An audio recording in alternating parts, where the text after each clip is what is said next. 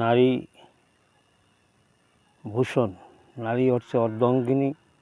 নারী অধিকার আল্লাহ পাক দিয়ে দিয়েছেন 50-50%, পুরুষ 50 এবং নারী 50। নারীর অধিকারও দিয়েছেন।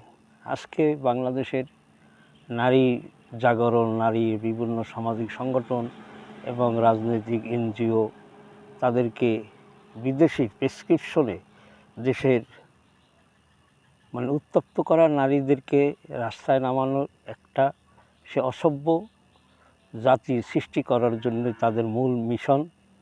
আর এই সকল গজে উঠেছে বিভিন্ন সামাজিক সংগঠন, তারই একটি অংশ হিসাবে সিলেটে গড়ে উঠেছে এক জাগৃত নারী উন্নয়ন সংস্থা। অথচ এই নারী জাগৃত উন্নয়ন সংস্থা এদের কাজটা কী, এবং সরজমিনে গিয়ে জানা গেছে এখানে যে সকল বহিরের থেকে স্পন্সর বিভিন্ন দেশের ইউরোপিয়ান, মিডল ইস্ট সহ যে সকল টাকা অর্থায়ন করে তার টাকা তারা লোপাট করে যাচ্ছেন এই সকল কর্মকর্তা।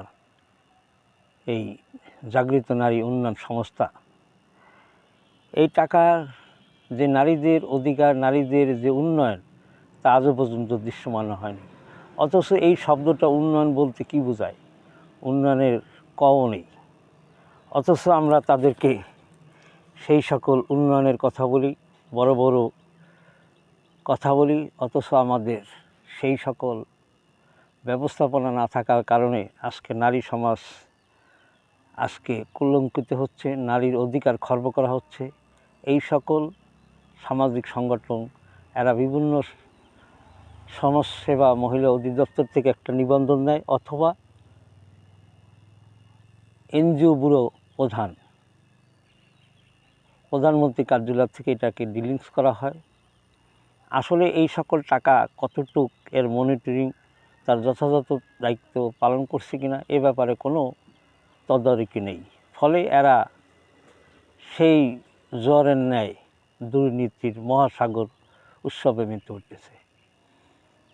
এই সকল কর্মকর্তারা তারা বিদেশের বসে তারা যে একটি সিগারেট খাবে, ওই এনজিওর ওই যে বিদেশি যেগুলো সাহায্য সহযোগিতা করা হয়েছে সেইটা টাকা দিয়ে তারা সিগারেটটা পর্যন্ত তাদের অর্থ।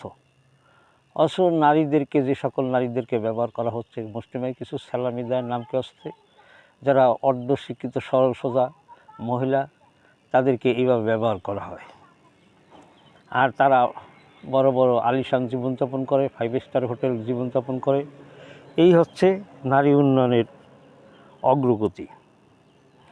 তাদের এই অগ্রগতির রুখে দেওয়ার জন্য দাঁড়িয়েছে আজকে সুশীল, অভিজ্ঞ এবং গবেষক, সাংবাদিক, যারা বিবেকবান মানুষ, তারা তাদের এই দুর্নীতির বিরুদ্ধে ভূমিকা পালন করছে। এখন অলরেডি তারা লাফঝাপ দৌড় জাপ শুরু করে দিয়েছেন এটাকে একটা লিকুইডেশন করার জন্য। তা সেই সকল কাজ আসলে বাস্তবে হবে না, সাফ সাফ বলে তাদেরকে জানিয়ে দেওয়া হয়েছে।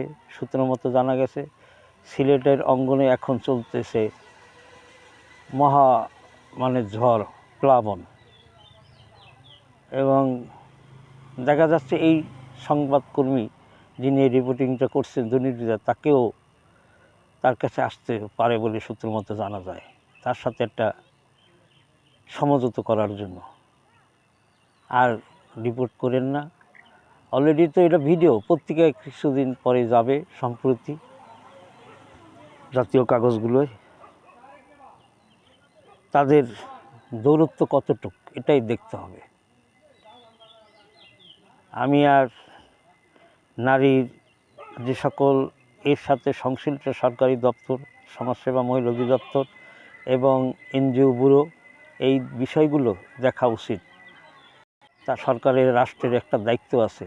বাংলাদেশের এনজিওগুলো কে কী করতেছেন, কোথায় তাদের অ্যাড্রেস, দেখা যাচ্ছে এনজিওর আড়ালে তারা গুপ্তচর বৃত্তি করতেছেন। যেরকম মোসাইদ তুরস্কয় কিছুদিন ধরা পড়ছে ডজনকে ডজন, এবং রয়ে কাজ করতেছে সিআই কাজ করতেছে, আমাদের অ্যাক্টিভিটিস, আমাদের সার্বভৌমত্বর হুমকি এরা।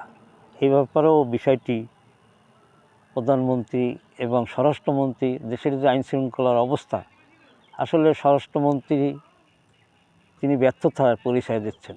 জনগণ আস্তে আস্তে ফুঁসে উঠেছে, যেমন রামিসার হত্যাকে গণ্ডগোলের ধর্ষণ এবং হত্যাসহ এরকম তনুসহ সারা দেশে ব্যাপক।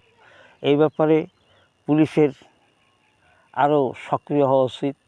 গোয়েন্দা সংস্থার ডিজিএফআইয়ের বিষয়গুলি তারা সেভাবে ডিলিংস না করার কারণে আইনশৃঙ্খলার এই রুগ্ন অবস্থায় আছে। আমি কথা বাড়াবো না, ভালো থাকেন, আল্লাহ হাফেজ।